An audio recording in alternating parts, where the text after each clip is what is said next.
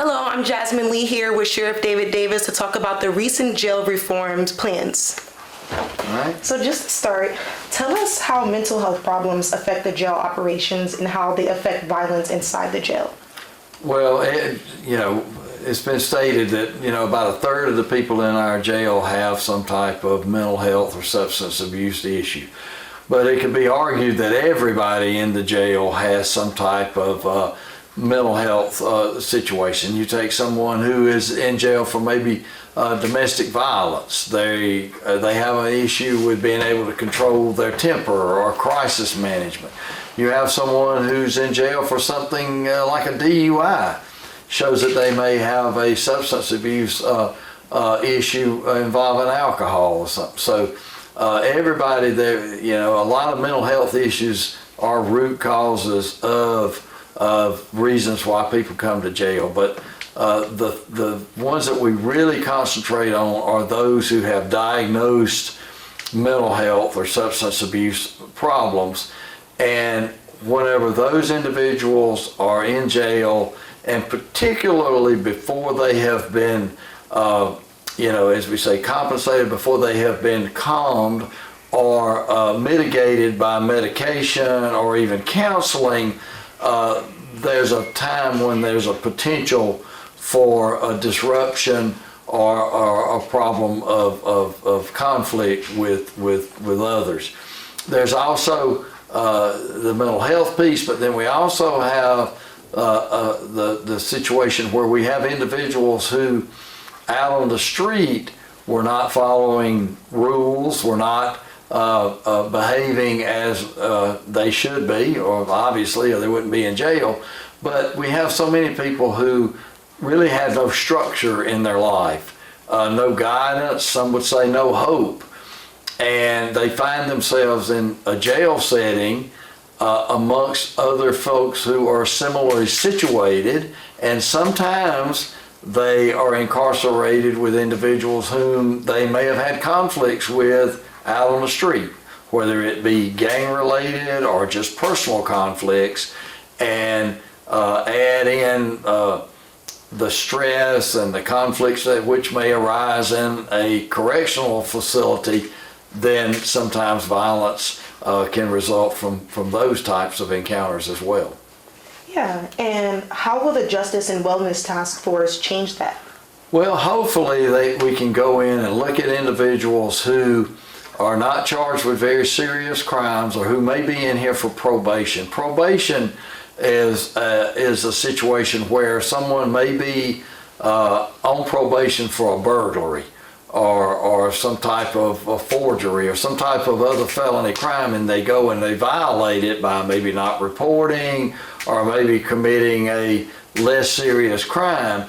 Well, they sit here in the jail awaiting a court hearing, as they say, a rule hearing on their violation of probation. And sometimes they'll sit here for months waiting to go to court. So if there's a way that some of those individuals can be identified to shorten that time from when they're brought into jail for the violation of probation and that they are seen for a rule hearing, and either move them on through the system, revoke some of the probation, move them into prison, or put them back out on the street under some more restrictive probation terms and that sort of thing. And then we have some misdemeanor individuals who are in the jail who may have bonds that their families are not able to make, but that's a very few. But that everyone that we can identify is one less person in the jail. So all of those types of cases. Now, we have a lot of serious offenders in our jail. They're serious alleged offenders. Most of our individuals in the jail are pretrial detainees. We have nearly 100 people in the jail charged with murder. Those individuals have not been adjudicated yet, so they're considered innocent until proven guilty, but because of the nature of their charge, and the courts and I think society as a whole would not want a person like that out on the streets until their case has been adjudicated. So there will be some that need to stay in the jail, but there are some that may be through probation, through some of the monitoring programs that will be put in place that can be watched and accounted for on the street rather than be in our facility. Yes, sir. And what role will the Sheriff's Department play on the task force? Well, certainly we'll be there to help identify those inmates. The Sheriff's Office, we sort of hold a dual role in all of this and the whole justice system. Certainly from the custodial standpoint, we're here, we hold those inmates under order and until we receive some type of order from either the judge, a prosecutor, or probation, or bond, we have to hold. So as soon as we get a release, we will certainly allow these inmates to get out, and hopefully this task force will help us to see more of those release orders come through.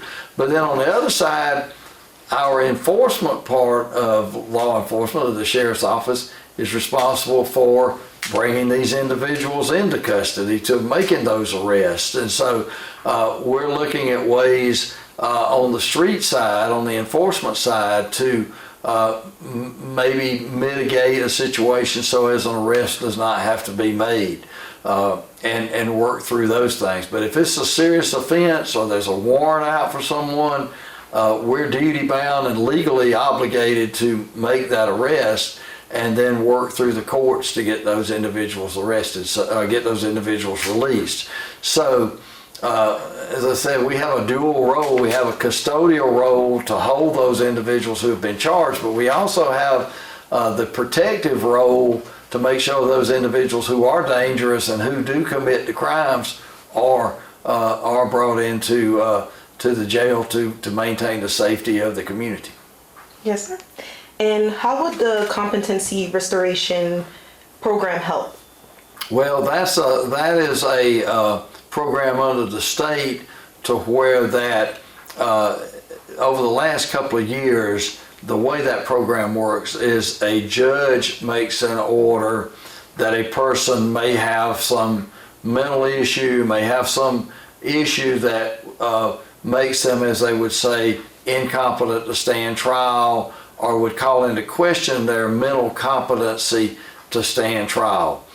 In the past, the way that worked is those individuals would be sent to a mental health facility, sometimes in Milledgeville, sometimes in Atlanta, sometimes in Augusta, sometimes all over the state, and those beds or those spaces were very limited.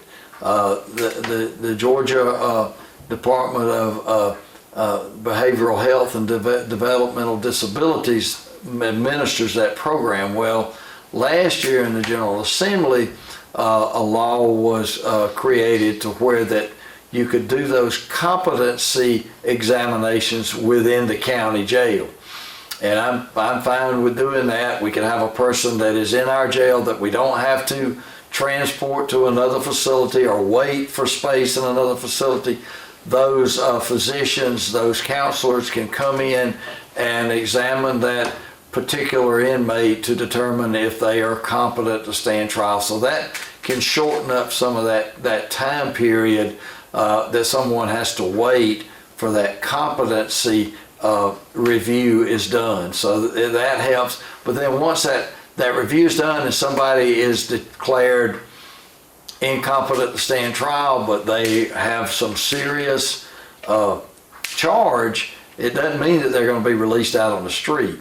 It may mean that they are maybe transferred to some type of mental health facility to await a time when they may be deemed as competent to stand trial. So that's how the system works. So just because someone is deemed competent or incompetent to stand trial doesn't mean that they're going to be immediately released.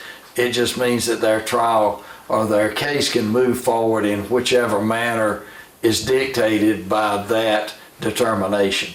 So, and any of those things that we can speed up is helpful so that eventually those cases can be adjudicated and maybe the person can be released. Yes, sir. And how will this affect your staff and change jail operations? Well, you know, the jail operations has to do what they do. And our jail count now is running around 1,000 inmates a day, and that's up from what we have been running over the last couple of years. Our jail count started ticking up about a year or so ago, and for a long time we stayed within the 800, 850 range. And there's a lot of factors that have gone into the reason the jail count has gone up. Our officers are making more arrests. Some of the competency courts are not working as much as what they did to help to alleviate some of these individuals that are incarcerated for some of the charges that might be placed in those accountability courts. So there's many different factors involved in that. We have a lot more serious offenders in our facility that are not allowed to have bond and are not going to get any bond anytime soon because their cases are waiting to go. So there's a lot of different factors in doing that. So if we can identify enough people to get our jail count back down to, in the 800 range, that would be fantastic. And staffing, it really takes the same amount of staff to manage a jail at 800 as it does to 1,000. Because of the way our cell blocks are configured, that it really isn't going to have that much of an effect. We're short-staffed in the jail as it is, so you would have to really appreciably lower the jail count, and I mean you'd have to lower the jail count to no more than 300 or 400 inmates to make a significant impact on the staffing level in the jail. So, but it does have effects. A lower jail count does have an effects on things like medical costs, food costs, and the stress of having folks in jail cells and having the potential for some type of unrest or some type of violence to take place. So all of those things are positively affected by a lower jail count, maybe not specifically staffing in that regard. Yes, sir. And actually speaking on the staffing, a lot of people have questions about that, being low staffed and things like that. So with these new plans, how do you guys plan to kind of address that? Well, we continue on, and we're hiring more people now. We're hiring more part-time individuals. The staffing levels are not nearly as bad as what they were a couple of years ago. We sort of went into a valley of a lot of short staff issues, both in the jail and on patrol. But now we're kind of pulling away from that. Now we're getting more people coming to work in the corrections end, particularly the part-timers. And so that's making an impact. And as we go forward and we talk about whatever type of addition or supplemental structure that may be constructed, obviously there'll be staffing needs for that. And that's part of when we go into the planning for that, to make that as efficient as possible to require the fewest staff to safely maintain that type of facility. And that's the way new jails are built, because staffing is an issue everywhere and in all facets of corrections now. So we look forward to seeing some of the new ideas of new jail plans and see how that's going to help us with staffing, as well as being a better, more up-to-date method of incarcerating those individuals who need to be in jail. Yes, sir. And do you think releasing 150 non-violent offenders is a realistic goal? I hope it's something that can be achieved. We're going to help every way we can, and I think the mayor has got a good team to work at that. And so we'll see. It's a goal to work for. Yeah. And would you aim for a number higher or lower? I aim to get everybody out of this jail. They can be let out of this jail legally and safely. If we could let 1,000 people out of this jail legally and safely, I'd open the doors today. So we need to look at everyone that's possible. And this is a very complex a mission here, and it's not something that's going to be accomplished in a couple of weeks.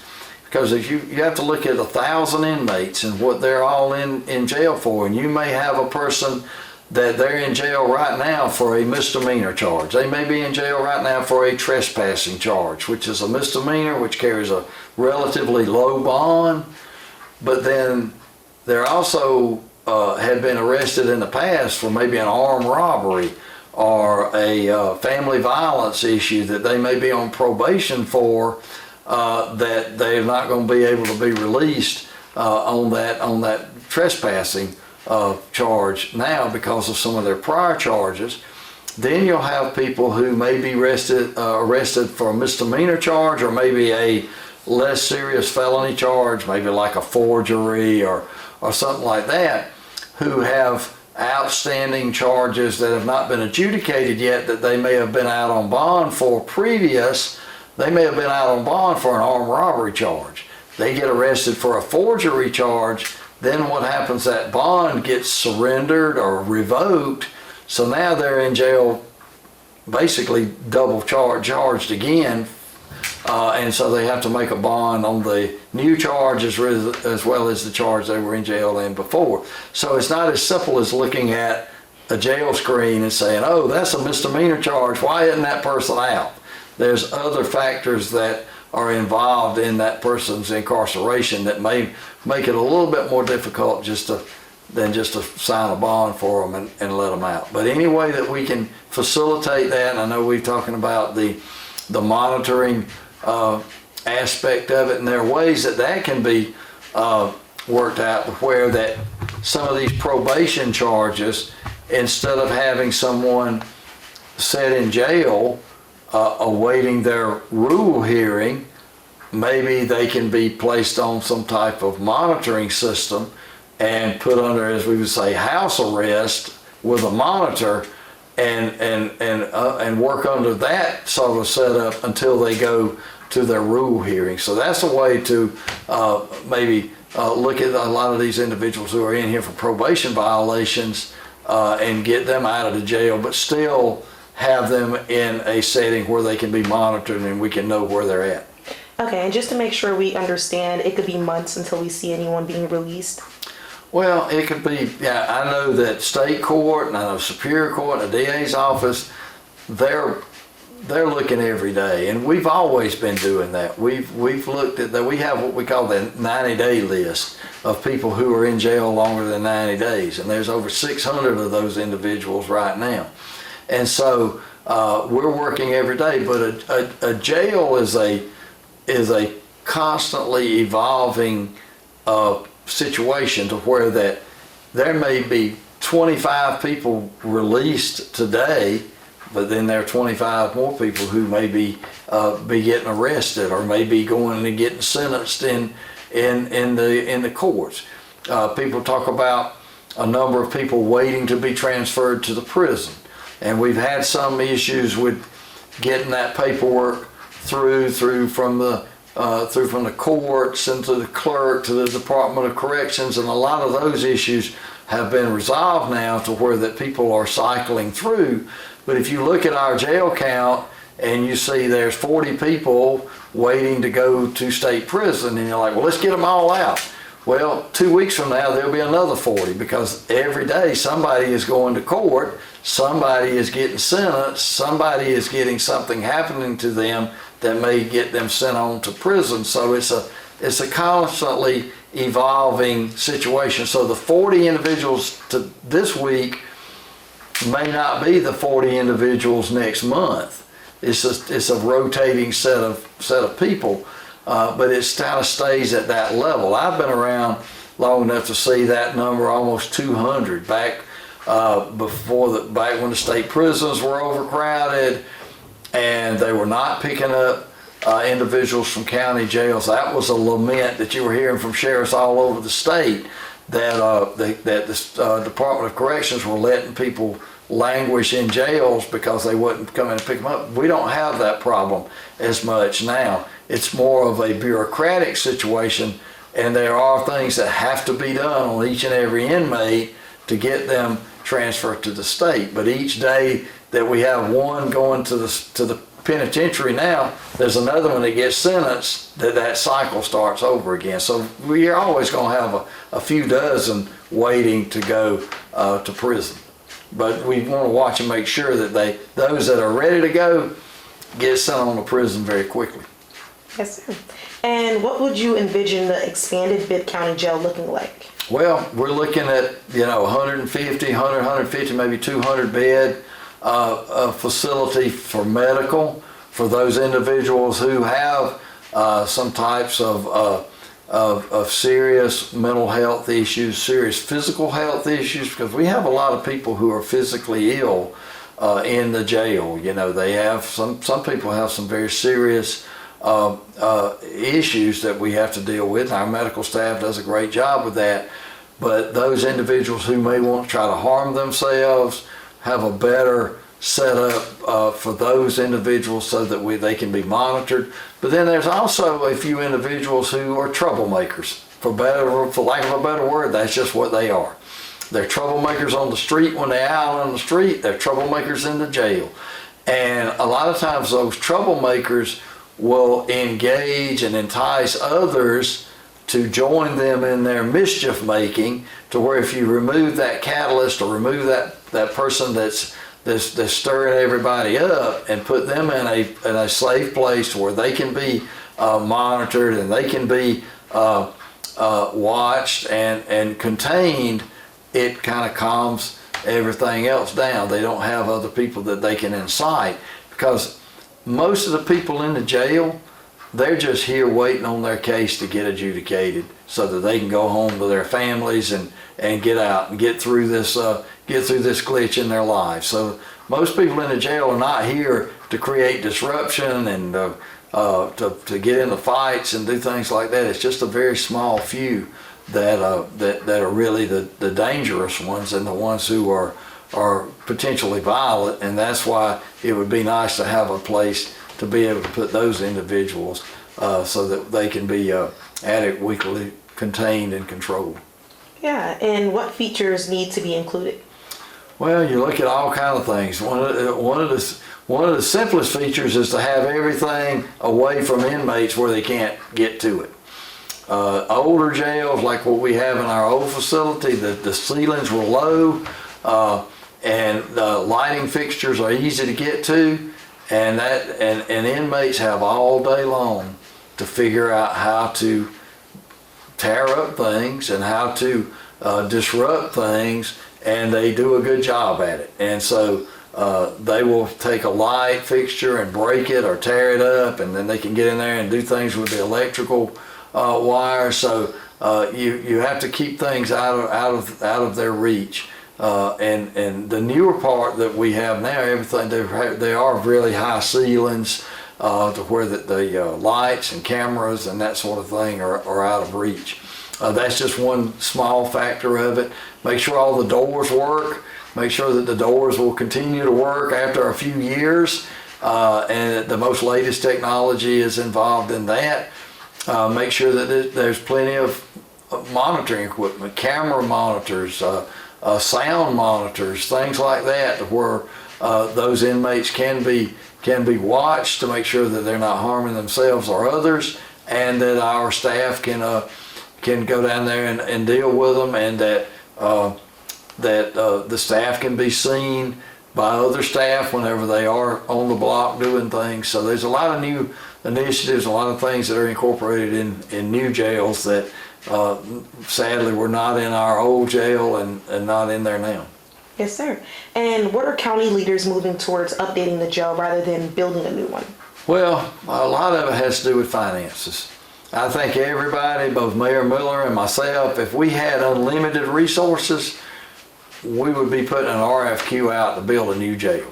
And I think that's what everybody would like to have, but just the financial reality of how much money is in the SPLOST, only about $450 million, and a new jail is going to cost about $300 million, and I don't know if the community has the stomach to spend 3/4 of what your SPLOST funds are going to be for a jail that most people are not even going to see, when there's other needs that we have, roads, entertainment things and things like that the mayor wants to accomplish with this splosh. So this has to be priorities. But I do feel like that a jail, that is a function of government, and there's nobody else wanting to build a jail down here, no developer or company like that, because you're not going to make money in the jail business. That's just a function of government, and it is something that we have to provide. But I think that understanding the funding that we have and what we can get to address the needs that we have with that individual's population that we've discussed, the physically and mentally impaired individuals, as well as those dangerous individuals. If we have a facility that can address those needs, it will help put the pressure off of the rest of the old facility, and then maybe putting some money into some maintenance and upkeep of the old facility. It'll buy us some time. Yeah, and how soon do you think we will need a new jail? The day after the annex is built. In no way are we fooling ourselves that even building this addition takes away from the fact that we need a new jail. Because even building this addition, we're still going to need space in the old jail, the old antiquated, rundown jail, until we build something new. And I'm thinking years down the road, maybe the county can win the big lottery or something where we'll have money to build a facility. But at some point, this community will have to build a new jail. Yeah, and how will the jail expansion affect the ongoing problem with locks that won't work? Well, that'll always be an issue. We hope that the new jail has the latest technology of locks and those types of mechanisms, so that we won't have a problem with that at first. But we're always a step ahead or a step behind the inmates in the jail. When you have old rundown cells that they can be jimmied, they can be tampered with, you're always trying to make that fix, and then when the inmate figures out how to overcome that fix, then you try to fix it again and do those things. And that's what we're doing now. We're in the process of doing some repairs and some upgrades to the old cell block system now to make them more secure. Yeah, and can you fix that problem by updating or expanding the current jail, or is the final solution a brand new jail? Well, I think overall the final solution is going to be a new jail.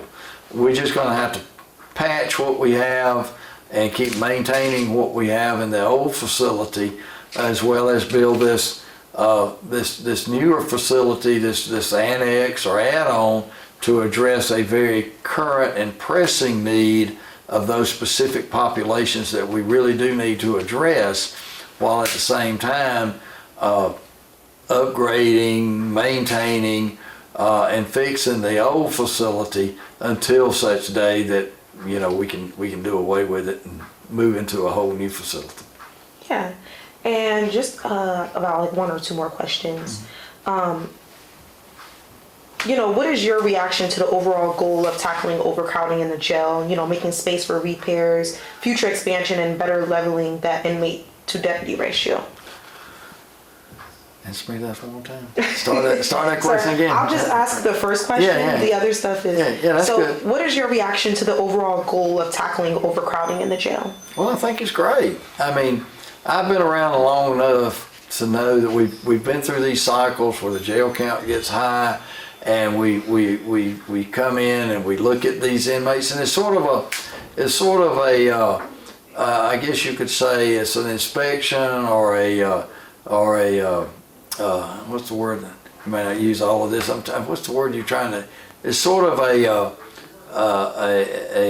survey. We're at a situation where we want to just take a look at where we stand right now with the inmates that we have, why they're here, what can be done to get them released, and so I'm all for that. We want to make sure that people who can be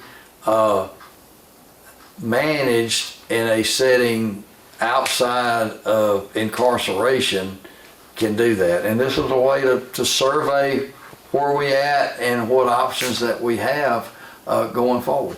Yeah, and you kind of touched a little bit on the money, but just this last question, 122 million public safety budget on the table for approval next week. That includes the 56.8 million for your office and a 1.3 million boost from last year. How do you plan to spend the money? Well, that's just that's sort of like you could call that your paycheck you get every year. And that's just what it costs to run the sheriff's office. To pay the deputies, to put gas in the cars, to keep upgrades in the jail, to keep our medical contracts, our food service contracts, all of the things that we do to run a sheriff's office. You could consider that your paycheck. And sometimes the paycheck is enough to do it, and sometimes it's not quite. And then we have to go to other funds or go to the savings account and some other accounts that we may have to help supplement that. But costs are rising. We've had pay raises for our deputies. Costs of our medical costs have gone up. Gas have gone.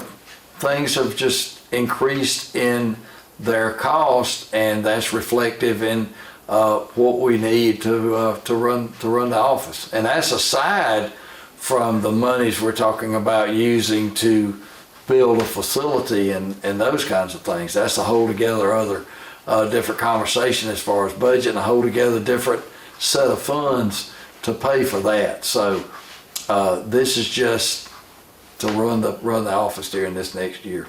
Yeah, and I'm not sure if you can share this with us, but any idea of where you guys will get the money for as far as the expansion of the jail? Well, a lot of that's going to come out of the SPLOST. And what happens is obviously we've not raised $200 million or $100 million to build a facility, but what the county does in those kinds of cases, they issue bonds.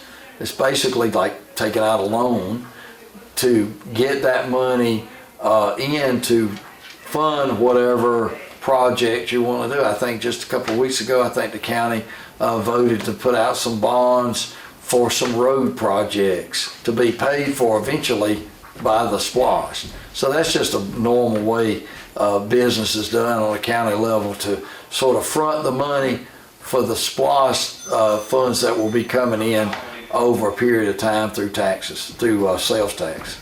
All right. Any last words you'd like to share with us? I think that's pretty much it. All right. I think we hit all the high spots. All right. Well, thank you, Sheriff Davis, for your time. We appreciate everything. Thank you, Jasmine. Thank you.